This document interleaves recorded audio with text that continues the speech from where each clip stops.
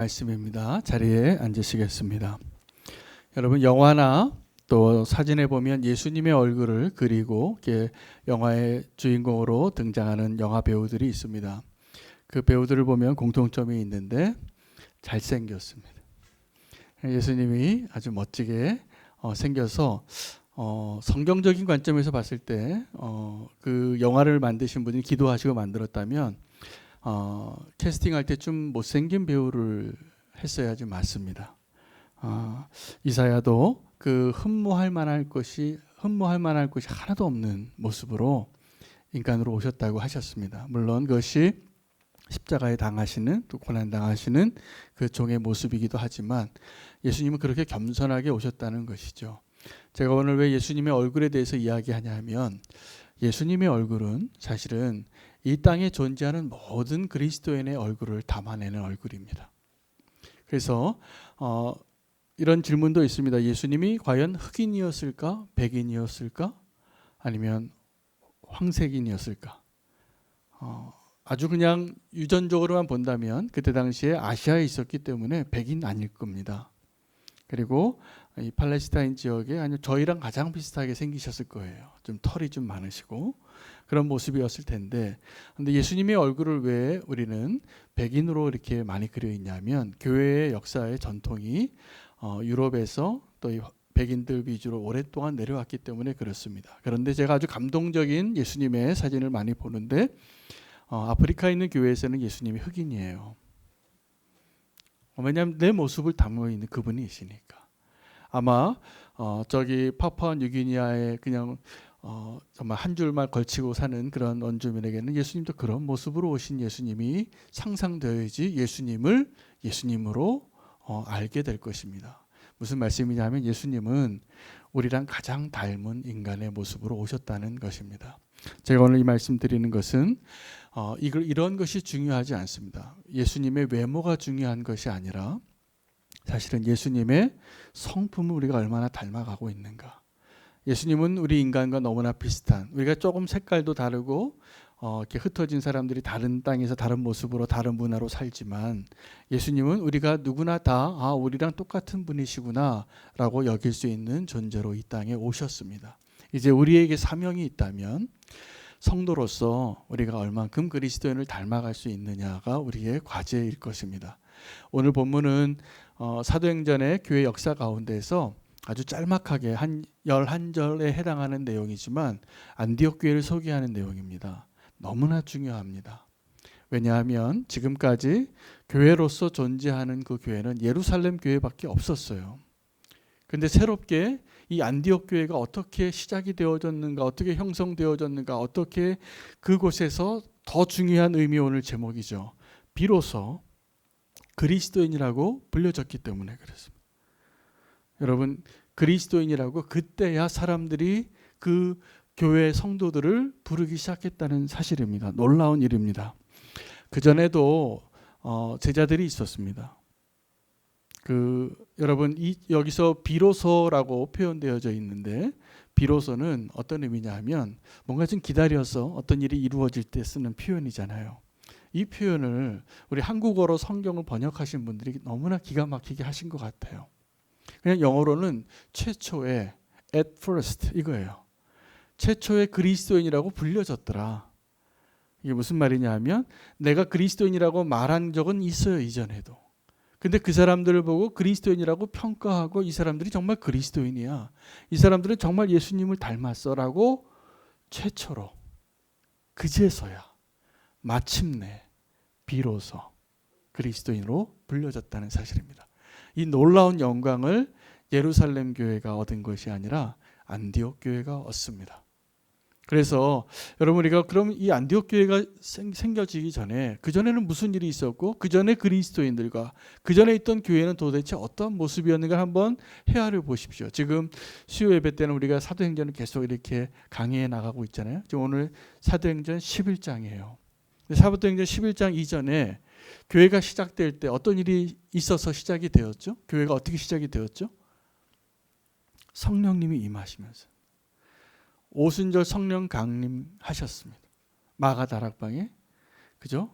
120명 정도의 제자들이 모여 있는데 성령이 임하니까 불의 혀가 머리 위에 보이고 방언이 터지고 베드로가 설교를 하고 그리고 교회가 그 무식한 베드로가 설교를 기가 막히게 하는 거예요. 성령의 역사죠. 그 평범했던 어부가 그냥 의욕 있고 용기 있는 그 평범했던 한 사람이 놀라운 설교자가 되고 그 교회는 금방 부흥합니다. 그래서 수천 명이 모이는 그래서 그들은 모일 때마다 말씀 듣고 기도하고 떡을 떼고 그 성찬을 나누는 일이 너무 버거워서 그들은 어떤 일까지 하냐면 교회가 부흥했기 때문에 사역자를 더 두는 거예요. 그래서 이 집사님들을 안수 집사님을 세웁니다. 그 안수 집사님 가운데 아주 유명한 그 스데반 집사님이 성령과 말씀이 충만해서 전하다가 순교를 당해요.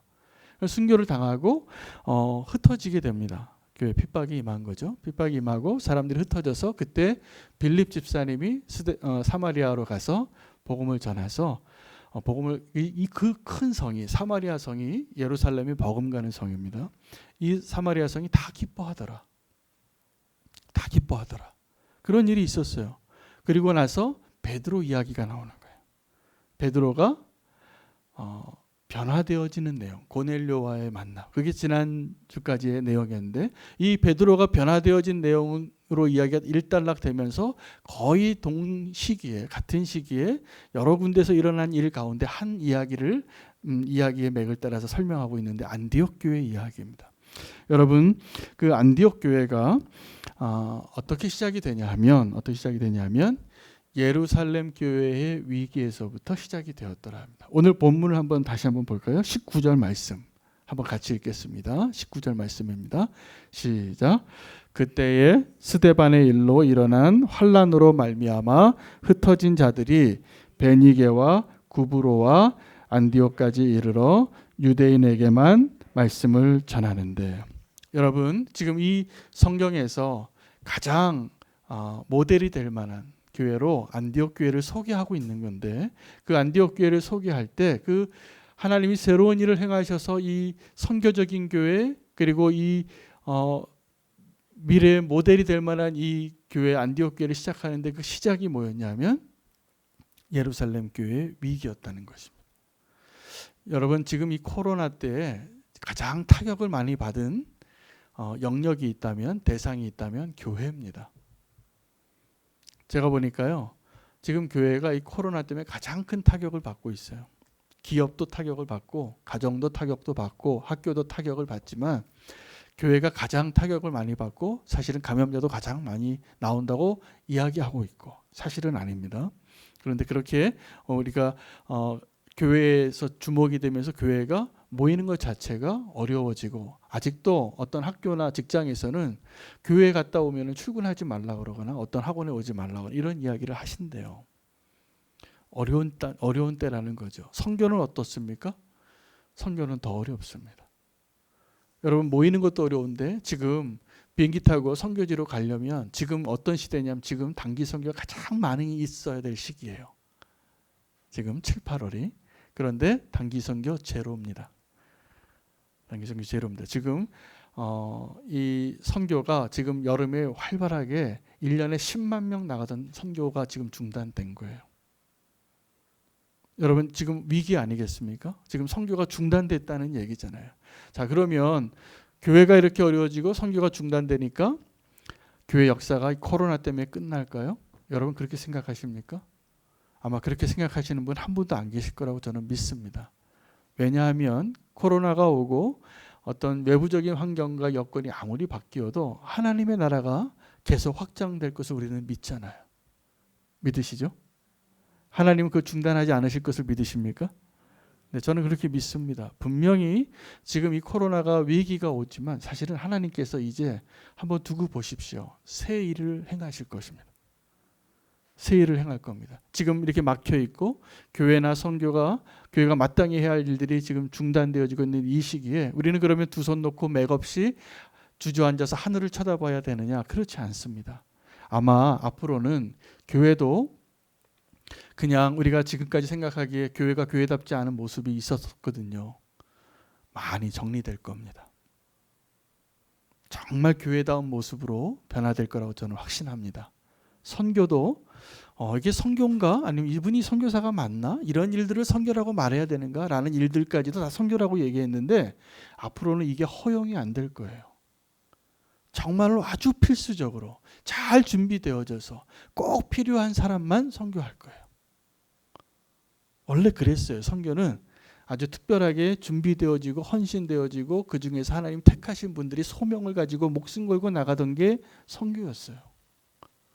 이제 코로나가 이제 우리를 그렇게 바꿀 거라고 믿습니다. 근데 저는 부정적으로 생각하지 않습니다. 교회도 그렇고 선교도 그렇고 하나님께서 더 교회를 교회답게 선교를 더 선교답게 하실 일을 기대하셔도 됩니다. 제가 오늘 그 얘기를 하려고 해요. 그 성경에서 가장 이상적인 교회는 사실은 그러므로 예루살렘 교회가 아니라 안디옥 교회예요. 근데 그 안디옥 교회의 시작이 예루살렘 교회의 위기, 예루살렘 교회의 거의 몰락에 가까운 위기입니다. 이 스데반 집사의 일로 사람들이 다 환난받아서 흩어졌던 걸로 말미암아 이렇게 시작이 되어지는 거예요. 무슨 이야기가요? 안디옥 교회 이야기가. 안디옥 교회 이야기가 예루살렘 교회 몰락과 함께 위기와 함께 고난과 함께 시작이 되는 것입니다. 여러분 교회 역사 속에서 제가 보니까 교회는 언제 꼭 성장했냐면 고난받을 때 성장해요. 어려움 위기를 당할 때 그때는 사람들이 정말 하나님을 찾아요. 그 정말 불필요한 것을 다 내려놓게 돼요. 주님만 남아요. 그런데 언제는 우리가 교회가 성장하는 때라고 착각하냐 하면 사람들이 많이 모이고 그리고 우리의 믿음은 굉장히 약해져요. 그러면 그때는 우리가 겉으로 볼 때는 교회에 사람이 많이 모이고 건물이 높아지고 교인들의 퍼센테이지가 높아지고 이러면 교회가 너무나 잘 되는군요. 세상 말로. 그렇게 표현하는 분들을 만날 겁니다. 교회는 그렇게 잘 되는 데가 아닙니다. 교회는 그렇게 사업 잘 되듯이 예수님 안 믿는 분들이요. 제가 목사인 줄 알고 이렇게 만나면 그런 인사를 자주 하세요. 이 가게 잘 되듯이 교회 잘 되시라고. 얼마나 그 참 배려가 많으신 분인지 몰라요. 그런데 그분은 정말 교회가 무엇인지를 모르는 분이죠. 교회가 정말 잘 되는 것은 뭐냐 하면 우리가 많이 모이고 규모가 커지고 힘이 세지는 것이 아니라 얼만큼 예수님을 우리가 닮아가고 있느냐. 여러분 만약 우리가 지금 신앙생활 하는데 그 질문에 대해서 생각하지 않았다면 오늘이 아주 좋은 기회라고 생각합니다. 그 예루살렘 교회가 붕괴되어지는데 하나님께서는 새로운 일을 행하시면서 이 안디옥 교회를 부흥하는 일들을 시작하셨어요. 오늘 표현해 보면 그 사람들이 흩어집니다. 흩어져서 디아스포라가 되는 거죠. 디아스포라가 되는데 흩어져서 어디로 가냐면 빌립은 사마리아로 갔지만 그 중에 어떤 사람들이 오늘 세 군데 지명의 이름이 나옵니다. 한번 성경을 다시 보십시오. 베니게와 구브로와 안디옥으로 흩어졌더라 이렇게 이야기합니다. 이 지역이 어디냐면요. 터키 혹시 가보신 분은 알겠지만 터키의 남부 지역이에요. 붙어 있어요. 멀지 않은 지역입니다. 베니게, 구브로, 안디옥, 사이프러 섬이 구브로고요. 안디옥은 이쪽에 서쪽에 안디옥이 또 따로 있고 이 초대교회로 예측되는 안디옥은 터키 남부 중앙에 있어요. 아주 각 1시간 정도 거리밖에 되지 않습니다. 자, 그곳에까지 사람들이 흩어졌는데 뭐라고 얘기하냐면 이 단서가 중요합니다. 그들이 베니게, 구브로, 안디옥까지 흩어져서 유대인에게만 복음을 전하였는데 라고 기록이 되어져 있습니다.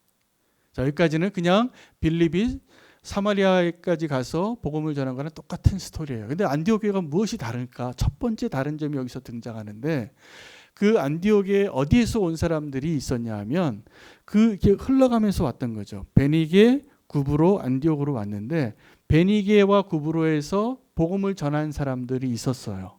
근데 그 복음을 듣고 복음을 들은 사람이 또 복음을 전하기 위해서 같이 안디옥에 온 겁니다. 그러니까 안디옥에서 복음을 전한 사람들 가운데 어떤 사람이 생겼냐 하면 유대인에게만 복음을 전한 사람들이 아니라 이방인에게도 헬라인에게도 복음을 전한 자가 있었더라는 것을 주목하셔야 돼요. 이게 굉장히 큰 변화예요.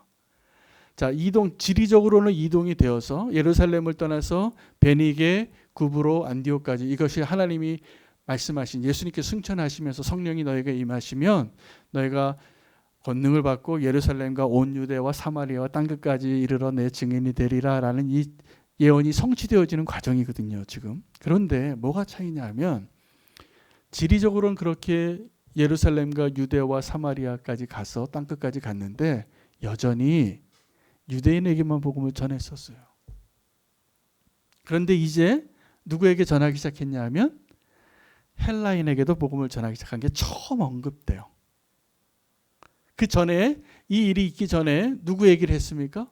베드로가 고넬료 만나서 어떻게 헬라인과 함께 교제했는가 그 환상 3번 보고 가장 경건한 고넬료를 만나서 베드로가 그 만난 이야기를 다시 보고하고 예루살렘에서 인정하게 되기까지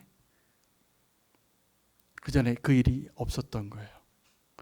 다 유대인에게만 복음을 전했어요. 지리적인 이동이 있었지만. 그런데 오늘 사도행전 11장에 이 안디옥 교회에서는 어떤 일이 있었냐면 헬라인에게도 복음을 전하는 일이 있었다는 사실입니다. 자, 그런데 더 놀라운 일은 그때 주의 손이 함께 하셔서 수많은 사람들이 주님께로 돌아왔더라라는 것이 기록이 되어져 있습니다. 여러분, 이 변화가 지금 한 줄로 잘 주의 깊게 이 표현들과 지명들을 살펴보지 않으면 발견되지 않을 이 내용이 너무나 큰 변화예요. 선교학적으로 말하면 어떤 한 문화에서 다른 문화로 갈 때 문화적인 장벽이 훨씬 높은 변화를 한 거예요. 예를 들어서 어떤 선교사가 그 얼만큼 더 어려운 선교를 하는가를 구분을 했었습니다. 선교학자들이. 그래서 같은 문화권에서 같은 말을 하고 같은 땅에 있고 같은 나라 사람들이 복음을 전할 때 가장 낮은 수준이에요. 우리 전도하는 게 사실은 아무런 장벽이 없어요. 그런데 만약에 우리가 비슷한 문화권으로 가는 거죠. 우리가 비슷한 문화로 따지면 일본이나 중국 같은 데로 가는 거예요. 그럼 조금 어려워요. 다른 나라 말을 하나 배워야 돼요. 근데 더 어려운 건 뭐냐면 완전히 저 멀리 있는 중동에 있는 어떤 나라라든지 아프가니스탄 같은데 파키스탄 같은 데 가려면 훨씬 어려운 거죠. 이거는 3번째로 어려운 거예요. 근데 이거보다 더 어려운 게 뭐냐면 아프가니스탄에서 그냥 아프간 사람들이 아니라 거기에서 우르두 난민을 위해서 또 다른 하나의 장벽을 더 넘는 것이다. 그러면 그것이 제일 어려운 선교라고 쳤어요. 자, 그러면 우리나라의 선교사를 파송할 때 어떤 걸 제일 어려운 선교를 쳤을까요? 이 3번째죠. 제일 멀리 타문화로 가서 더 하나의 장벽을 더 넘는 거죠. 그런데 만약에 우리나라에서 어떤 선교사님이 목사님이 저 아프가니스탄의 한인들 대상으로 복음을 전하는데 거기 한인 교회에 선교사로 나가면 어떻게 그분을 어떤 반에다 넣어야 됩니까? 1반이에요, 2반이에요, 3반이에요. 네, 그분은 지리상으로는 아무리 멀리 갔어도 1반이라는 거예요. 왜냐하면 문화적인 장벽을 뛰어넘은 게 없기 때문에. 지리적으로는 저 아프가니스탄까지 갔지만 파키스탄까지 갔지만 거기서 한인들을 대상으로 목회하는 거는 언어를 새로 배울 필요도 없고 다른 문화를 극복할 필요가 없는데 그 파키스탄이나 아프가니스탄에 가서 그들을 파키스탄 사람들에게 또 하나의 소수민족에게 또 하나 넘어가는 게 제일 어려운 건데 지금 제가 이 설명을 길게 하냐면 그 일이 일어난 거예요. 이 베니게와 구브로에서 한번 복음을 들어서 전해 들었던 그 사람들이 믿음의 1세대가 아니라 2세대가 안디옥에 가서는 전통을 깨트린 거예요. 유대인들에게만 가서 복음을 전하던 그 전통을 깨트리고 헬라인에게도 복음을 전하기 시작한 거예요. 이게 놀라운 하나님 보시기에 너무나 소중한 첫 번째 발자국이 된 거죠. 그래서 주의 손이 그들과 함께 하게 됩니다. 뭐라고 이야기하냐면 수많은 사람들이 주께로 돌아왔더라 그래요. 그 당연하겠죠. 그전에는 유대인들에게만 전했잖아요. 근데 유대인들에게만 전할 때 수많은 이방인들은 복음을 못 들었잖아요. 근데 이제 이방인들에도 복음을 전했으니 어떤 일이 있겠어요? 더 많은 열매들이 영혼들이 주님께로 돌아왔겠죠. 여러분, 교회의 부흥을 이야기할 때 우리 첫 번째 굉장히 중요한 기준이 여기 있습니다. 우리가 교회의 부흥을 얘기할 때 목사님들끼리 만나면 물어보는 게 있어요. 그래서 성도가 얼마나 되세요? 라고 물어봐요. 자, 근데 이거는 교회 부흥의 척도가 절대로 안 됩니다. 그냥 많이 모인 것뿐이에요. 그냥 많이 모였다가 그냥 또 많이 흩어지는 게 금세 일어날 수 있어요. 그럼 교회 진짜 부흥은 뭐라고 얘기해야 되냐, 물어봐야 되냐 하면 얼마나 많이 돌아오셨어요. 얼마나 많이 돌아오셨어요. 이걸 물어봐야 돼요. 그러면 그것이 정말 교회의 부흥이에요. 그런 사람들이 많으면.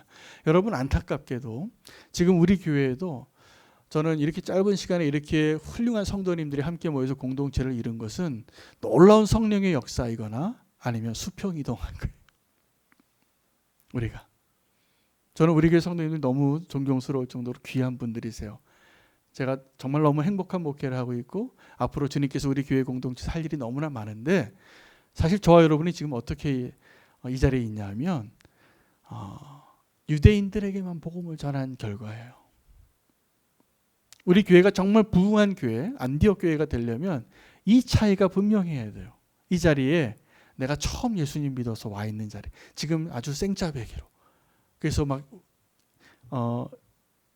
훈련 세례 문답 지금 해야 되고 1:1 양육해야 되고, 요즘 1:1 양육하는데도 별로 기뻐하지 않아요. 왜냐하면 그거 교회 옮길 때마다 몇 번을 받았는지 몰라요.